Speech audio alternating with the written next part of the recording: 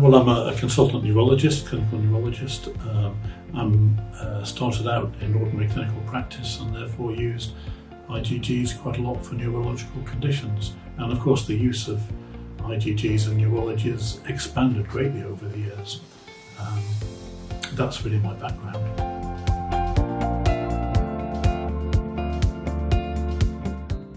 I think there are several points. First of all, the conditions for which IgG is being used have expanded greatly. There's obviously difficulties potentially with supply of the product, so there's a gap between growing need and the supply of the product.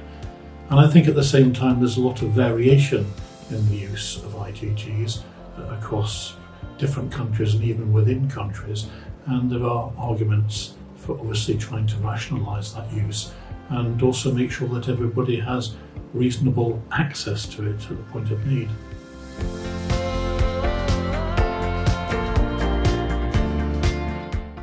I think the principal aim of the Green Paper is to try to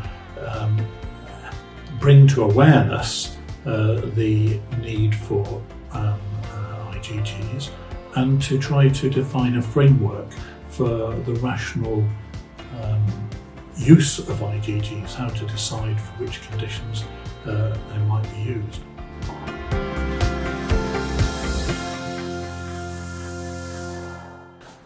I think in the UK there's been a particular issue because of course we haven't until recently been able to use our own plasma to produce immunoglobulin, which has meant that we're relying on imports, which has been obviously an issue. What I think is the most important thing, at least in my area, is that the use of immunoglobulin is increasing all the time because the indications in neurology are increasing. And so we have had to face difficulties in trying to match supply and need. I don't think it's possible to restrict the use of it, i.e. prioritise the use of it, because there are people who really do need it for particular conditions which are either vital or else there's no really clear alternative. And I think, at least in the area that I've been in, we have over the years rationalised the use so that we have been using it appropriately.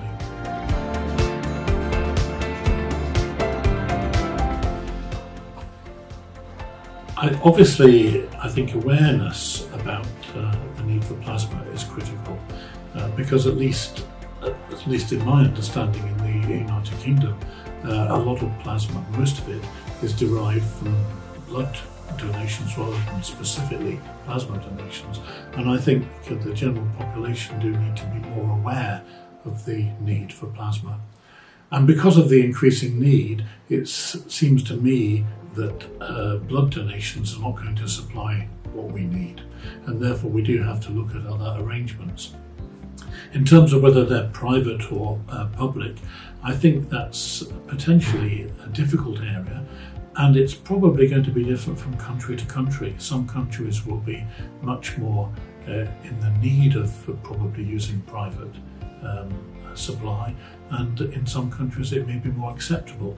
As far as I'm concerned, having a collaboration between public and private supply is fine as long as we maintain the quality and safety of the plasma provided.